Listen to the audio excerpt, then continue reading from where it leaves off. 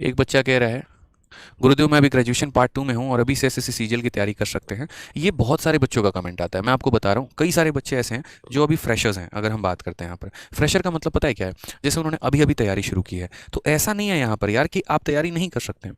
चाहे आप अभी ग्रेजुएशन में देखो, चाहे आप अभी ट्वेल्थ पास करके आए हैं, अगर मैं बात करता हूँ यहाँ पे तो ठीक है कि आप अभी ट्वेल्थ पास हैं, या यहाँ पर जो है आप अगर फर्स्ट ईयर में हैं, आप यहाँ पर सेकेंड ईयर में हैं, ठीक है, या आप थर्ड ईयर में हैं, मतलब अभी तक आपकी ग्रेजुएशन कंप्लीट नहीं हुई है।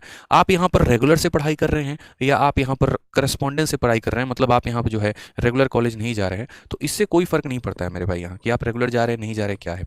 मेरा मानना यहाँ पर यह है, एक छोटी सी बात मैं आपको समझाता हूँ यहाँ पे, इंसान के डिसीजंस उसको बहुत आगे लेके जाते हैं। ठीक है, जैसे मैंने टीना डाबी का इंटरव्यू देखा था, तो टीना डाबी के इंटरव्यू में, जो कि आपको यूपीएससी के ऑल इंडिया रैंक 1 है, तो टीना डाबी के इंटरव्यू में एक छोटी सी बात मुझे समझ में आई थी कि जब वो ट्वेल्थ में थी ना, ठीक है, तो उन्होंने तभी डिसाइड कर लिया था कि उनको आगे चल के यूपीएससी की तैयारी करनी है। समझ में आ गया बात यहाँ पर, उनकी कोई मजबूरी नहीं थी। जैसे क्या होता है कि अधिकतर यहाँ पर सरकारी नौकरी की तैयारी वो करता है जो मिडिल क्लास फैमिली से होता है, जिसका बैकग्राउंड मिडिल क्लास होता है।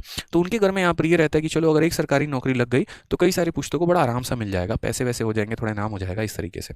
यहाँ पर इनके साथ कोई मजबूरी नहीं थी, इनका अपना माइंडसेट था कि मुझे यूपीएससी करना है।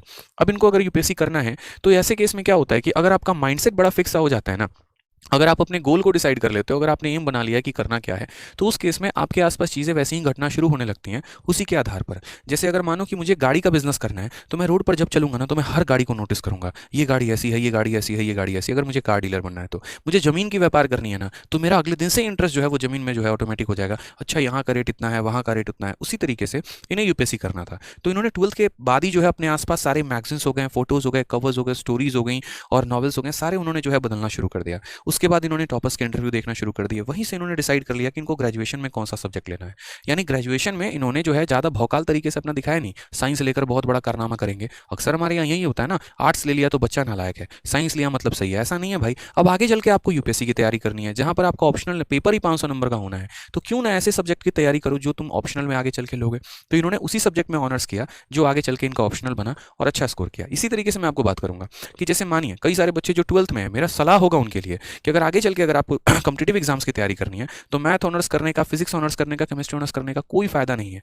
यकीन मानिए, अगर आपको जनरल कंपटीशन की ही तैयारी करना है तो जीएस का कोई एक सब्जेक्ट ले लीजिए, पॉलिटी ऑनर्स कर लीजिए, हिस्ट्री ऑनर्स कर लीजिए, ज्योग्राफी, ताकि कम से कम जीएस का एक पेपर जो है वो तैयार हो जाएगा और आगे चल के वो मदद करेगा। 1%, मैंने जो है ऑनर्स किया साइंस बैकग्राउंड से, 1% जो है यहाँ पर कोई फायदा नहीं करता है भाई। ऑनर्स का जो साइंस वाले होते हैं, फिजिक्स ऑनर्स वाले का कोई भी फायदा नहीं होता है एसएससी की तैयारी में, केमिस्ट्री ऑनर्स का कोई फायदा नहीं होता है एसएससी की तैयारी में। लेकिन वहीं अगर आपने हिस्ट्री ऑनर्स किया है ना, तो इतना है कि आपका जीएस थोड़ा सा तगड़ा हो जाता है, जो बाकी लोगों का कमजोर रहता है वो आपका एक स्ट्रॉन्ग पार्ट निखर के आ जाता है। तो जितने बच्चे यहाँ पर जो है पहले तो फर्स्ट ईयर सेकंड ईयर में है मेरे भाई, अपने यहाँ पर जो ट्वेल्थ में है वो डिसीजन सही लेना कि आपको ग्रेजुएशन में कौन सा सब्जेक्ट लेना है। दूसरे जो फर्स्ट ईयर में है, सेकंड ईयर में है, थर्ड ईयर में है, ठीक है, आप मेरे भाई तैयारी में अभी से ही लग जाओ। यकीन मानो आपके पास 3 साल है झंडे गाड़ने के लिए, सीजल के पर्पज से मैं बात करूँ तो। और इन 3 सालों में अगर आपने तैयारी कर ली ना, तो जब आपका जिस दिन ग्रेजुएशन होगा, मैं हमेशा कहता हूँ बारूद होंगे आप लोग, और उस दिन ऐसा भौकाल मचाएंगे जिसका कोई लिमिट ही नहीं है।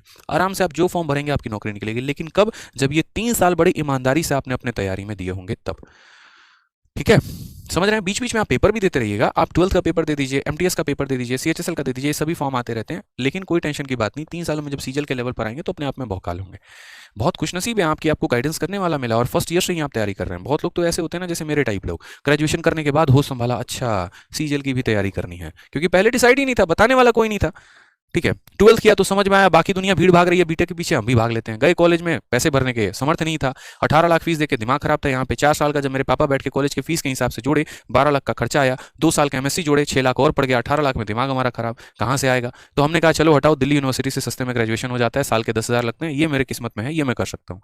ग्रेजुएशन करने में समझ में आया कि भाई हम एमएससी वाले लोग नहीं है, नहीं मिलना गोल्ड मेडलिस्ट, नहीं यहाँ पर जो है पीएचडी करना, यहीं बच जाएगा 3 साल एमएससी, 3 साल बीएससी, 2 साल एमएससी, 5 साल पीएचडी, नहीं हो सकता मेरे से। तब तक तो पता चलेगा कि हमारे माँ बाप भी और बूढ़े हो गए, हम भी और बूढ़े हो गए ना, यहाँ पर जो है आगे बढ़ ही पा रहे हैं। तो समझ में आया कि चलो बीएससी करने के बाद नहीं चाहिए डिग्री, बहुत बड़े डिग्री होल्डर नहीं बनना है हमें, यहाँ पे एमएससी पीएचडी के पीछे नहीं भागना है, कायदे से एसएससी की तैयारी करनी है। और तीसरे साल ग्रेजुएशन के खत्म होने के बाद हमने तैयारी शुरू की।